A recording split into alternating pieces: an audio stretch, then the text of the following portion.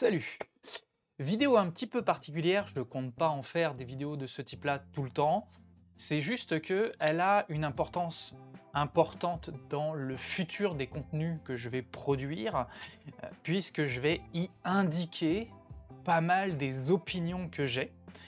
L'objectif des contenus que je vais produire n'est pas de donner mon opinion, mais plutôt la méthode. Mais je sais que de toute façon, malgré tout le travail que je pourrais faire en cherchant à être le plus neutre possible, mon opinion sera toujours existante, s aura une certaine impression dans les choix que je pourrais faire, la manière dont je parlerai de certains sujets, et cetera. Donc je pense qu'il est important de pouvoir créer une vidéo où je vais donner mon opinion, quelle est l'idéologie que je peux avoir, derrière la façade des méthodologies que je vais développer sur ma chaîne. Et donc pour cela, j'ai décidé de répondre au questionnaire Politiscale et cette vidéo, c'est cet objet-là. Je vais le faire un peu en freestyle, je ne l'ai jamais fait, hein, je ne sais pas du tout quelles sont les questions, comment elles fonctionnent et cetera. Je vais répondre aux différentes questions, heu, expliquer un petit peu qu'est-ce que je sous-entends derrière les réponses que je vais donner et de cette manière, j'aurai sur ma chaîne une vidéo qui explique de fond en comble quelles sont mes opinions. Et on va commencer tout de suite. Bon, petite guillemets avant de commencer la vidéo, je le dis un petit peu plus tard, mais 2h30 d'enregistrement, c'est ultra long, je vais pas le faire en une seule vidéo, je vais la diviser en 5 vidéos que je vais distiller semaine après semaine. Vous avez là le premier, les 30 premières minutes et je vous ai mis également la conclusion, donc même si vous avez tous les éléments, les petites explications à chaque question qui vont être distillées au fil du temps, vous aurez la conclusion avec les différents pourcentages qu'il y a à la fin du questionnaire, à la fin de cette vidéo. Alors, je suis directement sur le site de Politiscale et on va démarrer tout simplement le test. Alors, 117 questions, génial. Je sais pas combien de temps va durer la vidéo. L'insurrection est nécessaire pour transformer la société en profondeur. Heu, je veux pas forcément dire absolument pas d'accord, je vais dire plutôt pas d'accord. Heu, pour moi, l'insurrection, c'est parmi les pires horreurs qu'il puisse y avoir, puisqu'on considère que pour mettre en place nos idées, on peut l'autoritarisme, la destruction de l'adversaire est une option possible. Malgré le fait qu'on puisse avoir des adversaires qui soient très puissants et que on considère soi-même que seule la violence permettra de faire passer ses idées, pour moi, du moment que l'on passe à la violence, c'est que l'on n'a pas su faire les choses avant, que l'on n'a pas su se donner les moyens éventuellement. Il y a plein de choses à faire avant de passer à la violence. Pour ça que je me dis, j'ai pas voulu être totalement pas d'accord, parce qu'au bout d'un certain temps, peut-être que c'est le dernier, tout dernier recours que l'on peut avoir. Mais personnellement, je pense que si on passe par l'insurrection, c'est qu'il y a un sentiment énorme de défaite. J'espère que je ne vais pas passer 50 ans à chacune des questions. Il faut subventionner certains secteurs ou certains types d'emplois. Plutôt pas d'accord.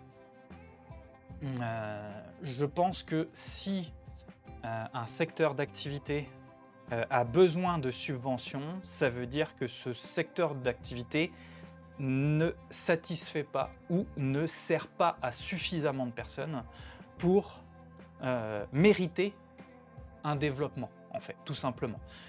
Il faut qu'un État soit là pour travailler sur des secteurs d'activité dont son peuple est en demande. Plutôt pas d'accord. Les banques doivent, rester privées. Alors les banques, plutôt d'accord. De toute façon,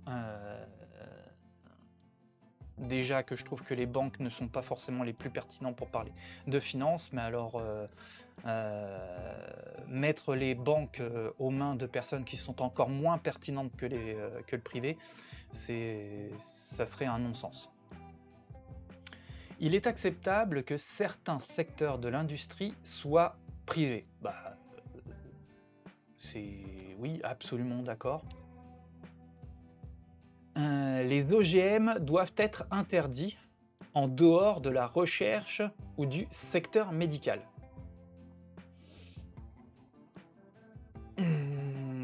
Question, difficile. Pour l'instant, moi, je me dirais, neutre ou hésitant.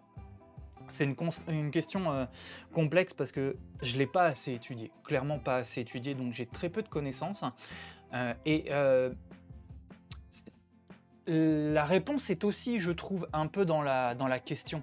Si, on, laisse les OGM à la science, à la recherche, heu et que, cette science et cette recherche indiquent que les OGM, aucun problème. Ça génère aucune maladie, aucun problème et cetera. Ça veut dire qu'il faut le laisser interdit derrière? Que par, morale, par éthique, par je ne sais quelle raison, il faudrait le laisser interdit? Donc si les questions ne sont pas, répondues, il faut pouvoir tester les choses et pouvoir s'assurer de manière sûre et certain qu'il y a un problème ou pas.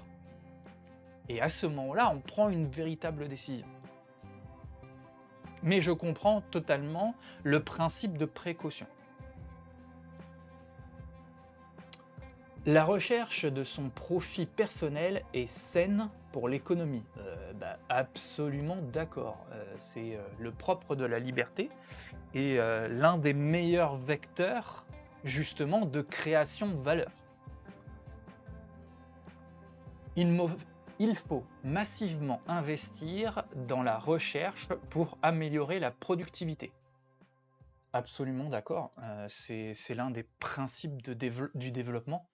Heu, une partie de l'investissement doit forcément être, surtout quand on grossit, heu, doit être allouée à la recherche et le développement qui va nous permettre soit d'améliorer l'efficacité de ce que l'on produit, de la production, soit améliorer la qualité, de ce que l'on produit. Il y a plein d'éléments sur lesquels on peut s'améliorer, avoir des coûts de production moins chers, avoir de la meilleure qualité, et cetera. C'est un secteur qui est essentiel. Il est important d'encourager une agriculture qui maintienne une biodiversité alimentaire, même si son rendement est inférieur. Alors, sur ce point-là, je suis absolument d'accord. Je suis plutôt locavore. J'estime que la nourriture, l'agriculture, et cetera, il faut favoriser au maximum le local et pour plein de raisons, diverses et variées. Il n'y a pas que le biologique, il n'y a pas que l'écologique.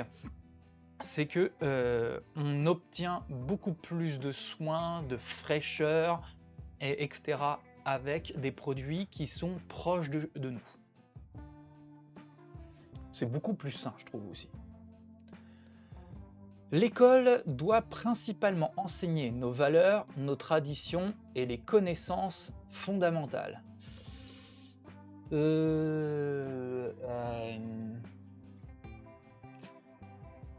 J'hésite entre neutre et hésitant, plutôt d'accord.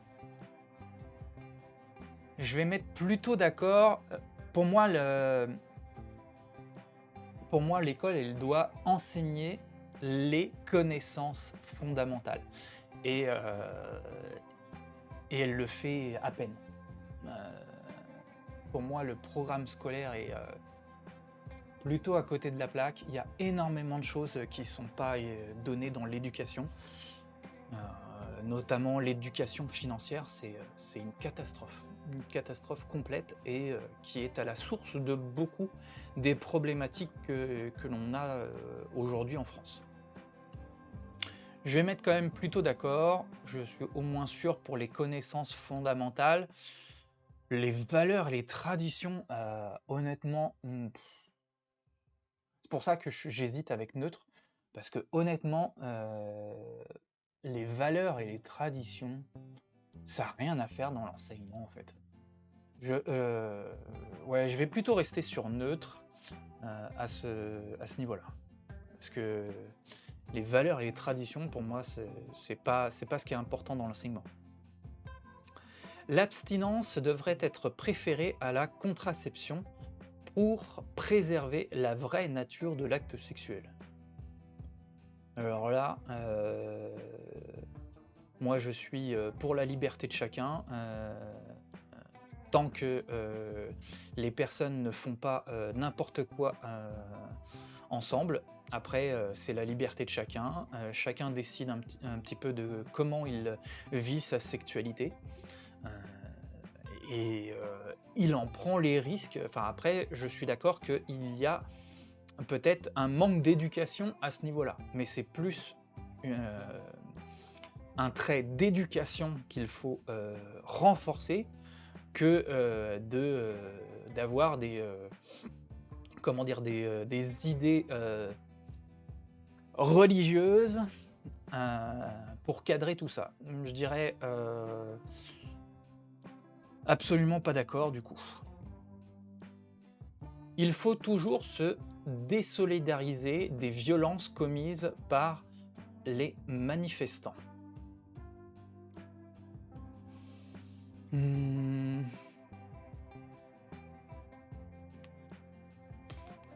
suis pas du tout. J'ai beaucoup de mal avec le militantisme. Et je pense que les violences font partie énormément de la raison pour laquelle je ne cautionne pas du tout le militantisme, parce qu'aujourd'hui dans notre société, le militantisme est intrinsèquement associé à la violence.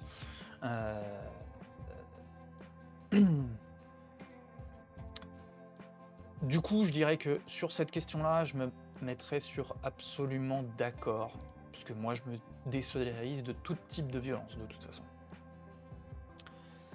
La fission nucléaire, quand elle est bien entretenue, est une bonne source d'énergie. Bah oui, absolument d'accord, il n'y a pas de question à se poser là-dessus.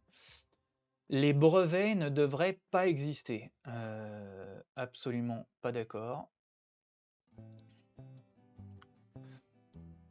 Les personnes transgenres ne seront jamais vraiment du genre qu'elles veulent atteindre.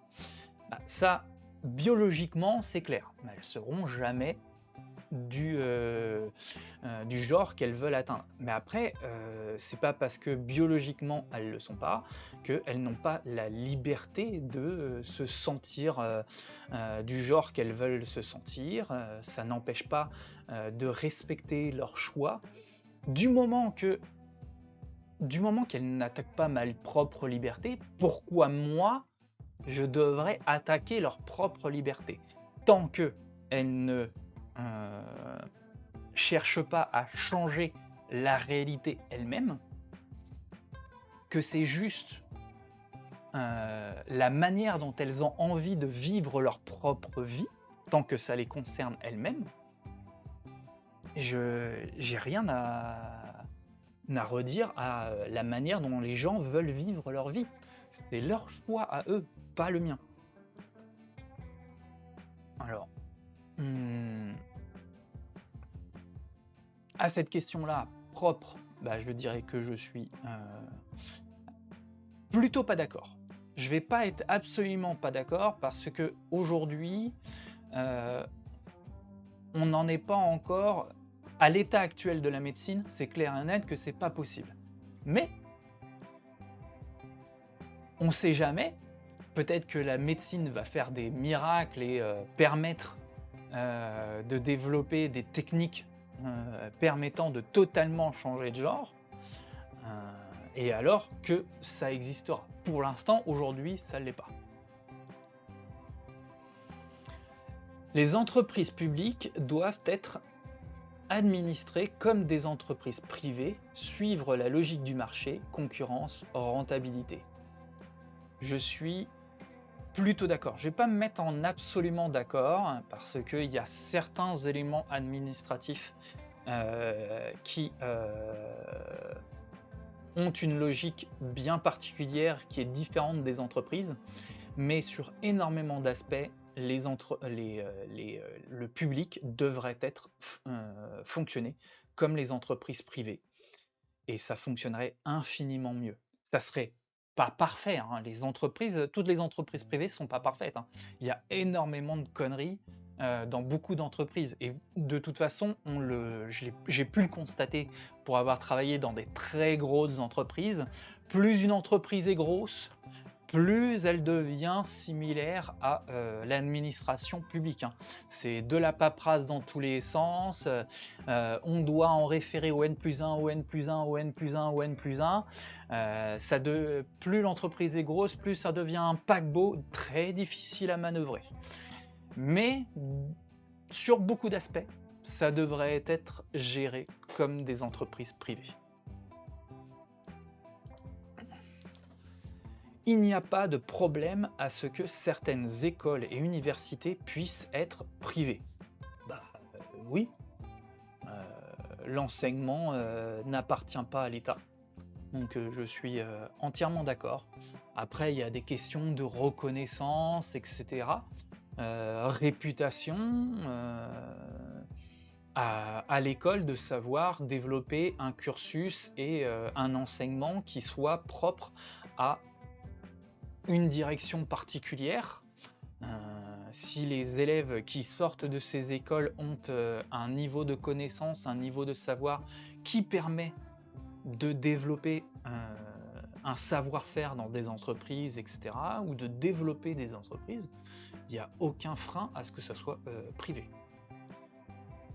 Le but principal d'un couple doit être de faire au moins un enfant. Heu, alors là, je bon, je vais pas me mettre en absolument pas d'accord. Je vais me mettre plutôt en plutôt pas d'accord. Heu, la nature d'un couple est de veiller à la, heu, pro procréation, hein. C'est la nature même, de l'animal homme, c'est, de créer les nouvelles générations et de, maintenir la vie. Heu, mais, un couple peut s'aimer et puis, ne pas avoir envie d'enfant. Je ne vois pas, pourquoi obligatoirement, si tu es en couple, tu dois rechercher à avoir un enfant. C'est arbitraire et mmh, contre, après, c'est compliqué à expliquer, je dirais, enfin, ça contrevient à la liberté, tout en simplement. Donc plutôt pas d'accord. Le sabotage est légitime dans certaines conditions. Absolument pas d'accord. C'est du grand n'importe quoi. Les licenciements doivent être interdits sauf dans les cas justifiés. Alors sur ces éléments-là, je dirais absolument pas d'accord. La question n'est pas de savoir, n'est pas une question de protéger, les salariés pour faire en sorte que, on ne puisse pas, perdre son emploi comme ça.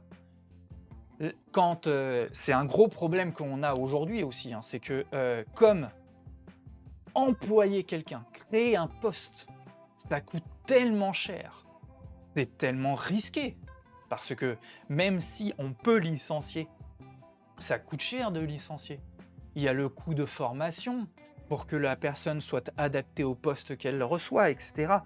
C'est un investissement très important pour un employeur de, de prendre quelqu'un à son service. Et donc, si on ajoute cette contrainte de ne plus pouvoir licencier quelqu'un, quel effet cela va avoir? C'est que la mise en place d'un poste va être encore plus compliquée. Et donc c'est pas qu'on va, permettre, de garder plus de gens en poste, c'est qu'on va avoir moins de postes, tout simplement. Ou alors que les qualifications pour obtenir un poste vont être beaucoup plus fortes, pour un salaire moindre. Donc cette condition-là, pour moi, elle est plus néfaste qu'autre chose, parce que on ne prend en compte que les intérêts d'un potentiel salarié et absolument pas les intérêts de l'employeur. Donc pour moi, absolument pas d'accord. Il faut taxer les revenus et le capital pour redistribuer les richesses. Pour moi, je vais aller sur plutôt pas d'accord, parce que l'État a besoin de taxer un minimum, parce qu'elle a besoin de revenus pour son fonctionnement et travailler sur les éléments régaliens d'un État. Mais les impôts, les taxes, et cetera, c'est le meilleur moyen de restreindre la créativité, la productivité et la richesse des salariés comme des entreprises. De ce fait-là, il y a forcément moins de richesse et donc moins de redistribution. Ce n'est pas l'État qui va permettre la redistribution. L'État ne fait jamais de la redistribution. Il s'en met dans les poches, mais très peu dans les poches des administrés. Si on diminue les impôts et les taxes, oui, forcément, va y avoir plus de cet argent qui va aller dans les poches des actionnaires, dans les poches des patrons, mais il va y en avoir aussi plus de patrons qui vont avoir plus de moyens pour embaucher plus de personnel, qui vont avoir les moyens d'investir pour développer leur entreprise, qui vont avoir les moyens de s'agrandir, et donc de créer plus de richesses, et donc de créer plus d'emplois, etc. C'est en donnant les moyens aux entreprises de s'agrandir et de développer leur richesse que l'on crée plus de richesses qui va nécessairement être redistribuée aux salariés. Et contrairement à ce que l'on pourrait penser, que les riches veulent être riches uniquement de leur côté avec tout le reste qui soit pauvre, c'est une pensée qui pour moi je trouve assez limitante, parce que si tout le monde est pauvre et que seuls les riches sont riches, comment les riches deviennent encore plus riches si les pauvres n'ont plus les moyens d'acheter les produits des riches? Voilà. Tout simplement, les riches ont besoin que le reste de la population ait un minimum de revenus pour pouvoir consommer les produits des riches. Autre point à ce niveau-là, c'est que en rapport avec une autre question d'un petit peu du début, là, l'éducation financière, si on apprenait dès le début à l'école l'éducation financière, qu'on apprenait justement à mettre notre argent dans des entreprises, eh bien, on profiterait tous de l'agrandissement et du développement des entreprises, puisqu'on profiterait tous, à notre échelle, de l'agrandissement de ces entreprises. Et on en serait tous des actionnaires et on en serait tous des bénéficiaires. C'est vraiment un problème, pour moi, c'est un problème d'éducation et pas un problème de qui doit décider pour qui. Donc pour moi, plutôt pas d'accord. Les prisons ne devraient plus exister. Alors, je suis tenté entre absolument pas d'accord et plutôt pas d'accord. L'idéal pour moi, c'est oui, je dirais que l'idéal, dans un monde idéal, les prisons ne devraient pas exister, parce qu'on ne devrait pas en avoir besoin.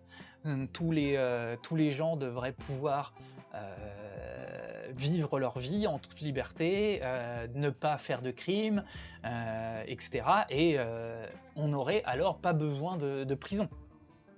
Le problème, il n'est pas là. Bon, c'est que, bah, la nature humaine fait que, il y a une part de la société qui, commet des crimes, commet des infractions, ne vit pas en respectant les règles de société et elles doivent être punies. Par contre, je pense que les prisons devraient être, refondues. En grande partie, je pense on a, un déficit de prison et aussi un déficit de type de prison. Alors, c'est un sujet qui m'intéresse particulièrement, que je compte développer plus tard. Pour l'instant, je n'ai pas assez étudié le sujet pour vraiment pouvoir en parler, et expliquer vraiment le fond de ma pensée. Mais je pense qu'il y a un gros travail à faire au niveau de la justice et des prisons. Donc, en l'état, pour répondre à cette question, je dirais plutôt pas d'accord. Le transhumanisme sera bénéfique car il nous permettra d'améliorer nos capacités. J'en sais fichtrement rien. Je dirais que pour l'instant, les premiers éléments nous permettent d'évaluer que la recherche répond au fait que ça permet de pallier à certains handicaps. Ça a même beaucoup aidé, certaines personnes handicapées. Mais alors, améliorer nos capacités, je n'en sais fichtrement rien. Ça serait cool, mais en l'état, aucune idée, donc je me dis, neutre, je ne sais pas. Les membres d'une même nation ou d'une même culture ont des traits caractéristiques immuables qui les définissent.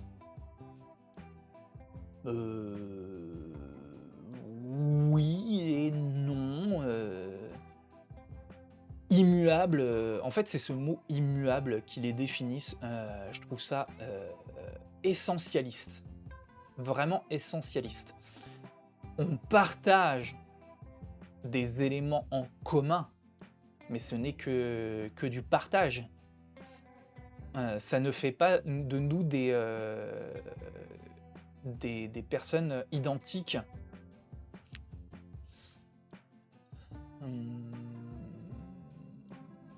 Clairement pas. Et ouais, non. À cette question, je dirais plutôt pas d'accord en fait. Fini. Ouh. Je suis déjà à 2h30 de vidéo. Waouh, le truc de fou. Alors, on en est où? Je suis humanisme, travail et liberté.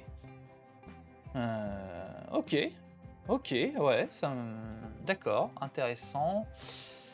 Intéressant, donc je suis constructivisme 21% et essentialisme à 43%. Alors j'aimerais comprendre un peu quand même comment ils font parce que pour moi l'essentialisme c'est problématique. Quand on va dans l'essentialisme, ça crée nécessairement des problèmes. Donc ça m'ennuie quand même d'être à 43% en essentialisme. Justice réhabilitative, 29%. Justice punitive à 24%, avec 47% de neutralité. Ok, je pense que c'est sur ce point-là, il va y avoir beaucoup d'évolution avec mon gain en connaissance. Progressisme 64%, 24% de neutre et conservatisme 12%. Ok, après, ok. Je pense comprendre pourquoi je suis à cet état-là. Internationalisme 40%, nationalisme 21%, avec du neutre à 39%. Ok, je suis assez d'accord. Je peux être assez d'accord avec cette évaluation-là, ça me correspond bien. 14% de communisme. Ouh, j'ai mal à mon libéralisme. J'ai 14% de communisme. Ah, ça me fait mal à mon communisme, à mon libéralisme. 64% de capitalisme, ok. Alors, on sait même pas, c'est tellement petit au niveau de la régulation. Laisser faire. Oui, bah oui, je suis libéral. Donc pour moi, c'est pas à moi de contrôler les autres. Écologie, productivisme, 45%. En neutre, pour moi, il y a beaucoup de questions qui étaient autour de l'écologie qui pour moi étaient peut-être mal posées. Où en fait les questions et ce qui pourrait amener les changements sont mal situés. Mais parce que je trouve personnellement que dans notre société, le libéralisme est très mal compris et on attribue au libéralisme des choses qui ne sont pas du tout du libéralisme. Alors je dirais qu'en fait, je ne l'ai pas encore assez étudié le néolibéralisme, mais de ce que j'ai pu comprendre de ce qu'était le néolibéralisme, en fait, c'est pas du tout du libéralisme, hein. Le néolibéralisme, c'est pas du libéralisme. Et il y a des choses qui sont dans le néolibéralisme qui sont pas du tout. Ça me va pas du tout. Enfin, pour moi, je partage pas du tout les conclusions qu'il y a derrière. Ensuite, révolution, réformisme. Donc je suis à 67% de réformisme. Enfin, pour moi, clairement, on n'a pas du tout une bonne politique, c'est clair et net. Et pourtant, je vais le développer certainement avec d'autres vidéos, mais je ne compte absolument pas m'impliquer en politique, hein. Alors vraiment pas, hein. Et il y a des raisons claires et nettes, c'est que pour moi, s'impliquer aujourd'hui en politique, oui, en ne m'impliquant pas dans la politique, je laisse à d'autres la possibilité de choisir pour moi, mais pour moi, c'est un mauvais combat. Parce que les forces en présence ne veulent absolument pas changer. Et elles feront tout pour que ça ne change pas. Et les efforts que je pourrais y mettre personnellement pour chercher à changer la politique seront totalement contre-productifs pour moi-même. Et je pense que je peux avoir un impact dans ma vie et pour ceux à qui je veux avoir un impact, qui seront bien plus pertinents en ne touchant absolument pas à la politique. Donc voilà, voilà mes résultats. Intéressant. Honnêtement, là, je suis à plus de 2h30 de vidéo. Je vais pas mettre une vidéo de 2h30 sur YouTube comme ça. Beaucoup trop gros. Je vais couper cette vidéo, donc 2h30, des vidéos d'une demi-heure, ça peut le faire, même si c'est une demi-heure, ça commence déjà à être beaucoup, mais bon, je vais pas mettre 50 vidéos pour faire ce truc-là, donc je vais diviser cette vidéo en 5. Donc là, je suis en train de faire la conclusion de la première vidéo. Et je vais la diviser en 5 et puis ça va me faire du contenu facile sur plusieurs semaines, parce que je vais pas la mettre les 5 vidéos une par une, jour après jour. Je vais les mettre semaine après semaine, je vais en mettre une. Et ça va me simplifier la vie sur certains sujets, sur la manière dont je souhaite construire mon contenu sur ma chaîne. Ça va être sympa. D'ici là, certainement que d'ici la fin que j'aurais construit l'intégralité, que j'aurais mis l'intégralité de ces vidéos sur ma chaîne YouTube, je ferai un live pour discuter avec ceux qui le souhaiteront des résultats que j'ai eus.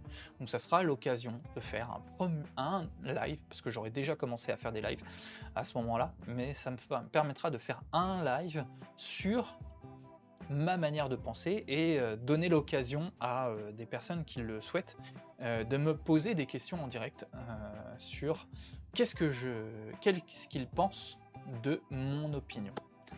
Voilà, j'espère que ça vous aura plu, heu, que vous en saurez plus sur mon opinion, que ça vous permettra de comprendre un petit peu quels sont les choix que j'ai faits sur les contenus que j'ai mis en avant, les travaux que j'ai décidé de travailler en priorité, et cetera. Ma manière de penser. N'oubliez pas de partager avec plaisir des conversations conviviales en y mettant la forme.